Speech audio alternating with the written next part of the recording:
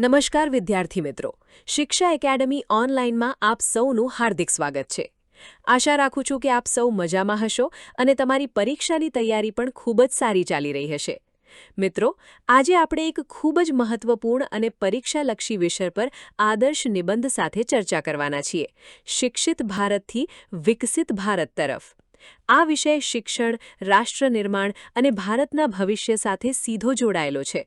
આજે આપણે માત્ર નિબંધ વાંચવાના નથી, પરંતુ નિબંધનો દરેક ફકરો પહેલા વાંચીશું અને ત્યારબાદ એ ફકરામાં શું કહેવામાં આવ્યું છે તે સરળ ભાષામાં સમજીશું। આ રીતે તમને નિબંધ યાદ કરવામાં પણ સરળતા રહેશે અને પરીક્ષામાં પોતાના શબ્દોમાં રજૂ કરવામાં પણ મદદ મળશે। તો ચાલો શરૂઆત કરીએ। શિક્ષણ એ માત્ર અક્ષર જ્ઞાન નથી, પરંતુ વ્યક્તિમાં રહેલી શ્રેષ્ઠ શક્તિઓને બહાર લાવવાનું સાધન છે। કોઈપણ રાષ્ટ્રના વિકાસની શરૂઆત તેના નાગરિકોના શિક્ષણથી થાય છે। શિક્ષિત નાગરિક પોતાના અધિકારો અને ફરજો પ્રત્યે જાગૃત બને છે, વૈજ્ઞાનિક દૃષ્ટિકોણ કેળવે છે અને દેશના વિકાસમાં સક્રિય ભાગ ભજવે છે। તેથી ભારતને વિકસિત રાષ્ટ્ર બનાવવાનું સ્વપ્ન સાકાર કરવા માટે સૌપ્રથમ મજબૂત, ગુણવત્તાયુક્ત અને સર્વસમાવેશી શિક્ષણ વ્યવસ્થા ઊભી કરવી જરૂરી છે। શિક્ષિત ભારત એ માત્ર એક લક્ષ્ય નથી, પરંતુ વિકસિત ભારત સુધી પહોંચવાનો મજબૂત પાયો છે। મિત્રો, આ પ્રથમ ફકરામાં સમગ્ર નિબંધનો મૂળ વિચાર રજૂ કરવામાં આવ્યો છે। અહીં કહેવામાં આવ્યું છે કે શિક્ષણનો અર્થ માત્ર વાંચતા લખતા શીખવું નથી। સાચું શિક્ષણ વ્યક્તિની અંદર રહેલી ક્ષમતાઓને વિકસાવે છે। શિક્ષિત વ્યક્તિ પોતાના અધિકારો અને ફરજો સમજે છે, વૈજ્ઞાનિક વિચારધારા અપનાવે છે અને દેશના વિકાસમાં પોતાનું યોગદાન આપે છે। તેથી જો આપણે ભારતને વિકસિત રાષ્ટ્ર બનાવવું હોય તો સૌપ્રથમ દરેક વ્યક્તિ સુધી ગુણવત્તાયુક્ત અને સર્વસમાવેશી શિક્ષણ પહોંચાડવું પડશે। એટલે આ ફકરાની સૌથી મહત્વની વાત છે, શિક્ષિત ભારત એ વિકસિત ભારતનો પાયો છે। શિક્ષણ વ્યક્તિને જ્ઞાન સાથે કૌશલ્ય, સંસ્કાર, સર્જનાત્મકતા અને વિવેચનાત્મક વિચાર શક્તિ આપે છે। આજે ડિજિટલ ટેકનોલોજી, કૃત્રિમ બુદ્ધિમત્તા, સ્ટાર્ટઅપ, સંશોધન અને નવીનતાના યુગમાં માત્ર પરંપરાગત જ્ઞાન પૂરતું નથી। શિક્ષણ એવું હોવું જોઈએ કે યુવાનો રોજગાર શોધનાર નહીં, પરંતુ રોજગાર સર્જનાર બને। ગામડા અને શહેર વચ્ચેના શૈક્ષણિક અંતરને ઘટાડવું, દીકરીઓના શિક્ષણને પ્રોત્સાહન આપવું, વ્યાવસાયિક અને કૌશલ્યલક્ષી શિક્ષણને વેગ આપવો તથા માતૃભાષા સાથે વૈશ્વિક જ્ઞાનનો સમન્વય કરવો સમયની માંગ છે। શિક્ષણમાં ટેકનોલોજીનો ઉપયોગ થાય, પરંતુ માનવીય મૂલ્યોનું સ્થાન ક્યારેય ન ઘટે તે પણ એટલું જ જરૂરી છે। હવે આ ફકરામાં શિક્ષણ કેવું હોવું જોઈએ તેની વાત કરવામાં આવી છે। આજના સમયમાં માત્ર પુસ્તકનું જ્ઞાન પૂરતું નથી, વિદ્યાર્થીમાં કૌશલ્ય, સર્જનાત્મકતા અને વિવેચનાત્મક વિચારશક્તિ પણ હોવી જોઈએ। આજનો યુગ ટેકનોલોજી અને કૃત્રિમ બુદ્ધિમત્તાનો છે, તેથી શિક્ષણમાં પણ આધુનિક ટેકનોલોજી અને નવીનતાનો સમાવેશ જરૂરી છે। સાથે સાથે યુવાનો માત્ર નોકરી શોધે નહીં, પરંતુ પોતાની ક્ષમતાથી રોજગારનું સર્જન કરી શકે તેવું કૌશલ્યલક્ષી શિક્ષણ મળવું જરૂરી છે। ગામડા અને શહેર વચ્ચેની શૈક્ષણિક અસમાનતા દૂર કરવી, દીકરીઓના શિક્ષણની સમાન તકો આપવી અને માતૃભાષા સાથે વૈશ્વિક જ્ઞાનનો સમન્વય કરવો પણ જરૂરી છે। પરંતુ આ બધાની વચ્ચે માનવીય મૂલ્યો અને સંસ્કારોનું સ્થાન જળવાઈ રહેવું જોઈએ, એ આ ફકરાનો ખૂબ મહત્વનો સંદેશ છે।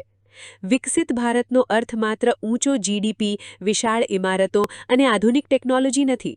સાચો વિકાસ ત્યારે કહેવાય જ્યારે દરેક બાળકને ગુણવત્તાયુક્ત શિક્ષણ, દરેક યુવાનને યોગ્ય કૌશલ્ય અને રોજગારની તક, દરેક સ્ત્રીને સમાન અવસર અને દરેક નાગરિકને સન્માનપૂર્ણ જીવન મળે। શિક્ષિત સમાજ અંધશ્રદ્ધા, ભેદભાવ, ભ્રષ્ટાચાર અને સામાજિક અસમાનતા સામે વધુ અસરકારક રીતે લડી શકે છે। શિક્ષણ દ્વારા પર્યાવરણ સંરક્ષણ, લોકશાહી મૂલ્યો, બંધારણીય ફરજો અને જવાબદાર નાગરિકતાની ભાવના વિકસાવી શકાય છે। આ રીતે શિક્ષણનો પ્રકાશ વ્યક્તિથી પરિવાર, પરિવારથી સમાજ અને સમાજથી સમગ્ર રાષ્ટ્ર સુધી પહોંચે છે।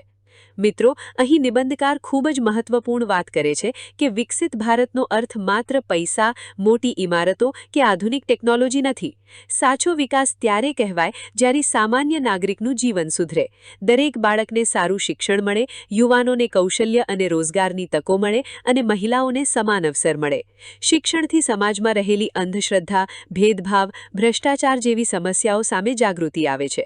સાથે જ પર્યાવરણ સંરક્ષણ, લોકશાહી મૂલ્યો, બંધારણીય ફરજો પ્રત્યેની સમજ પણ શિક્ષણ દ્વારા વિકસે છે. એટલે શિક્ષણનો લાભ માત્ર એક વ્યક્તિ પૂરતો સીમિત નથી રહેતો. તે વ્યક્તિથી પરિવાર, પરિવારથી સમાજ અને સમાજથી સમગ્ર રાષ્ટ્ર સુધી પહોંચે છે. અંતે કહી શકાય કે વિકસિત ભારતની ઇમારતનું સૌથી મજબૂત બાંધકામ શિક્ષણના પાયા પર જ થઈ શકે છે.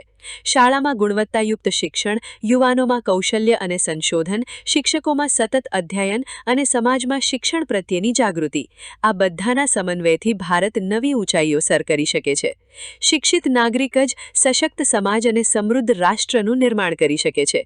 તેથી આજે આપણો સંકલ્પ હોવો જોઈએ, દરેક બાળક શિક્ષિત, દરેક યુવાન કુશળ અને દરેક નાગરિક જવાબદાર.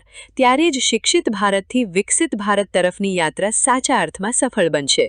તો વિદ્યાર્થી મિત્રો, પરીક્ષામાં નિબંધ લખતી વખતે માત્ર સુંદર ભાષા પૂરતી નથી. તમારા નિબંધમાં વિષયની સ્પષ્ટ સમજ, યોગ્ય શરૂઆત, મુદ્દાઓની ક્રમબદ્ધ રજૂઆત, ઉદાહરણો, સમકાલીન સંદર્ભ અને અસરકારક ઉપસંહાર હોવો ખૂબ જરૂરી છે. ખાસ કરીને શરૂઆત અને અંતિમ ફકરો એવો હોવો જોઈએ કે પરીક્ષક પર સારી છાપ પડે. આ નિબંધમાંથી તમે એક વાત ચોક્કસ યાદ રાખજો: શિક્ષિત ભારત માત્ર શિક્ષણનું લક્ષ્ય નથી, તે વિકસિત ભારત સુધી પહોંચવાનો માર્ગ છે. તો મિત્રો, જો તમને અમારી આ સમજાવવાની રીત ગમી હોય તો શિક્ષા એકેડમી ઓનલાઈન ચેનલને સબસ્ક્રાઇબ કરો અને આવા જ પરીક્ષાલક્ષી નિબંધો માટે અમારી સાથે જોડાયેલા રહો. ફરી મળીશું એક નવા મહત્વપૂર્ણ વિષય સાથે. ત્યાં સુધી મહેનત કરતા રહો, લખતા રહો અને સફળતા તરફ આગળ વધતા રહો. આભાર.